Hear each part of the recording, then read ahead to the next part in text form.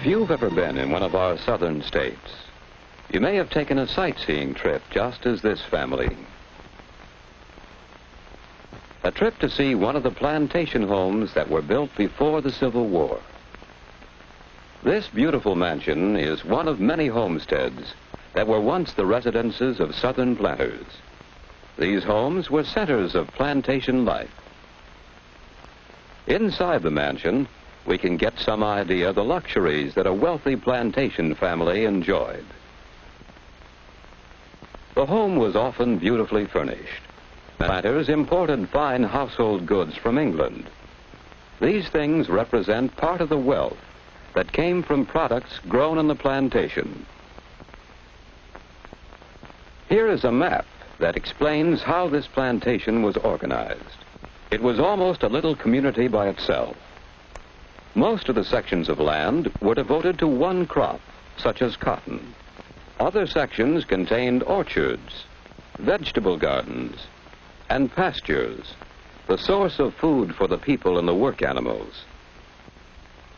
The buildings included the planter's home, a mill, workshops, and a row of small cabins for the slaves, who did almost all the work. We can still find remnants of some of these things on old plantations. These small houses were for the slaves who worked on the plantation. In this carriage house, the plantation vehicles were kept and repaired. In the blacksmith shop, such things as tools, wheel rims, and plowshares were made.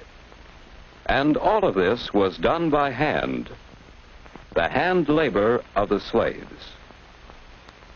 But what made each plantation depend mostly on its own labor and its own products? The answer is poor transportation. There were few roads, and many of them were in poor condition, so there was little commercial traffic between plantations. Travel was so difficult that each plantation was practically isolated, and so had to be almost self-sufficient. The easiest means of travel was by riverboat, and so many plantations were located along the rivers. At the boat landing, manufactured goods from cities could be brought in. Crops grown on the plantation could be sent out. Most plantations raised and shipped only one crop. In most plantations near the Mississippi, the one crop was cotton. Cotton was such an important part of the plantation system that it came to be called king cotton. The enormous amount of hand labor required to grow and pick the cotton was supplied by great numbers of slaves. This, then, was the economic background of the plantation. Cheap slave labor producing one main crop on vast tracts of land owned by the planter. But the plantation was more than an economic organization. It was a social organization as well. The planter and his slaves were part of an unusual class system. The sharp division of people into two main groups, the owners and the slaves, left a lasting influence on the society of the South. What was that society like? For the plantation owner and his family, it was an aristocratic kind of society. Gentle manners, courtesy, hospitality. Many of the ideas that we still associate with the people of the South came from the days when plantation life was in full flower. This, then, was the social organization of the plantation. The aristocratic class of the landowners who had wealth and privileges, and the laboring class of the slaves who had little wealth and few privileges. The plantation system in the United States reached its greatest development before the Civil War. By 1860, plantations reached from Virginia to Texas. On some of these, tobacco was produced. On others, sugar was grown. On others, cotton was the main crop. Whatever the crop, The system of producing was similar. Cheap labor, one crop, and vast tracts of land. These are some of the things we can better understand when we visit one of the old plantation homes of the past. But did this plantation life influence the modern South? Can we find anything left of the plantation system? We might find part of the answer as we look around us in the South today. Here is a scene that tells us part of the story.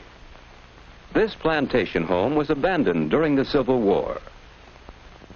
Great changes in the plantation system occurred during the war. The freeing of the slaves and the great financial burden of the war disrupted the economic pattern. Some planters went bankrupt and lost possession of their plantations. But the plantation system did not entirely disappear. Some elements of that system did not change. The land, cultivated for generations and still productive, remained. The source of labor, great numbers of Negroes, remained. The demand for cotton remained, and the growing of cotton continued. So the plantation system, in a smaller and modified way, continued and can be found in the South today. Much of the work is still done by hand. Much of the wealth still comes from one crop, cotton. Most of the workers are Negroes who live on the plantation. Today, the man who owns the plantation is called the landlord. The men who work the farm are tenants. And so the landlord, the laborers, and the land are still the important parts of the plantation system.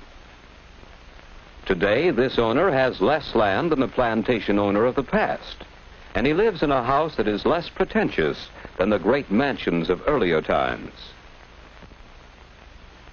The tenant farmers and their families live on the plantation. Each family has a small house which they rent together with a section of land. A few tenants pay their rent in money, but most tenant farmers on the plantations work their portion of land in return for a share of the crop. And so the tenant farmers, both Negro and white, provide the necessary labor for raising the cotton. What other changes have come to the plantation? The plantation today is not as isolated as it once was. Paved highways link the plantations with towns and cities. The plantation crop can be shipped by railroad or by large trucks. Today, as we look out over the southern countryside, we'll see that plantations are not as plentiful as they once were. Many have been divided up into smaller farms. On this farm, beef cattle are raised. Other farms specialize in producing milk or poultry or grain. We'll find most of these farmers using modern machinery, and we'll find that these same methods of mechanization are affecting the plantation system too. This mechanical cotton picker is one of many different machines that are replacing hand labor. Here, the most modern machines are used at every stage of the work: growing, harvesting, and preparing for the next crop. Today, that crop is not always cotton. Some plantations raise more than the traditional one crop. Soybeans, for instance, sorghum, a kind of sugarcane, and peanuts are a few of the crops that are changing the pattern of the plantation system. That system has been changing over a long period of time, but its economic and social patterns have left a lasting influence on life in the South. Today, if we visit a social gathering in the South, we'll see some of these influences: the traditional Southern hospitality, the gentle manners and courtesy, the separation of society into distinct groups, and the relationship of that society to the land which supplies its wealth. These are some of the things which the plantation system has contributed to Southern life.